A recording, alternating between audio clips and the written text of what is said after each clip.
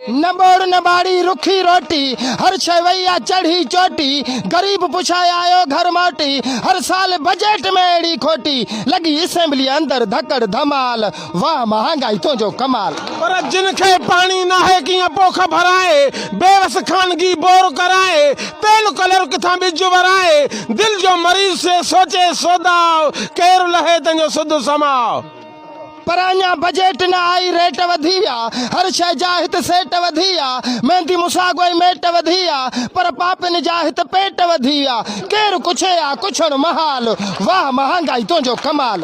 पर काबिल थियन था पुटई धी पलनाए कीअं पौधो पीउ लेखो करे लगे लिंगन खे सीउ किथां पूरो करे पिड़ो पढ़ाए निकाह केर लहे तंजो सुध समाओ। पर सिलाई वगे जी 700-800 रुपया हजार खां घटि न दुआ न दवा जो जाथे फुरियो सो ताथे रवा एड़ी मुल्क में लगी हवा केर कुछे आ कुछड़ महाल वाह महंगाई तो जो कमाल। गैस महंगो बिजली बिल खान वडेरन खे आ खिल घुटे जन था गरीब के गिल रेसन साकन पान रियाव केर लहे तंजो सुध समाओ। पर ही डॉक्टर साहब अथई ड्रवन में मर्ज सुञाणे कोथो सवन में मरीज मारियऊं खोड़ भवन में के सुइन सुजाया व्या तपी तवन में मर्ज हिकड़ो रपोट बताल वाह महंगाई तो जो कमाल। पर सहता सब्र कर छा लिखंदे नाला ही आले आले नाल ऑफिसर आला डॉक्टर खपाइन भरे डाला दवाऊं खपाए कन तबाह केर लहे तंजो सुध समाओ।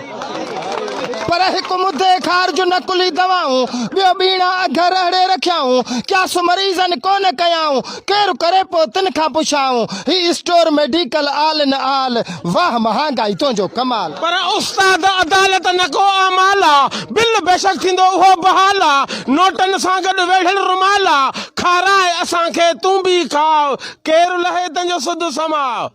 पर बिजली वारन जूं भाल भलायूं ॾींहं में 10 मिंट मस हलायूं पोइ बि बिल भरे छॾनि लिखायूं वरी कुंढनि वारनि खां वठनि पाण कमायूं रुगो मीटरनि वारनि ते मलाल वाह महंगाई तो जो कमाल।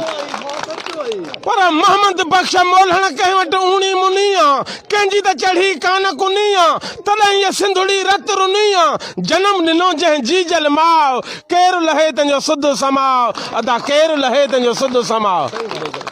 पर था कुर्सीअ ख़ातर क़ौम कुहाइन मिसकिन मारे पाण बचाइन ऐश पंहिंजे ते नोट खपाइन हर साल बजट में टैक्स लगाइन वरी मुल्क सॼे में वही बायताल वाह महंगाई तो जो कमाल। खुदा करे ही डुकार वञे को मुई महंगाई जो आज़ार वञे को व्याज खोरीअ जो वापार वञे को रुश्वत जो कारोबार वञे को हर रोज़ रब खे इहो आ सवाल वाह महंगाई तो जो कमाल। लीडर लुकमान लड़ाईअ में पूरा कमर जीविया अध में अधूरा पेट पंजेला सुजाग समूरा हर रोज गरीबन लाए आशूरा काडे वञन ही बचड़े वाल वाह महंगाई तो जो कमाल वाह महंगाई तो जो कमाल।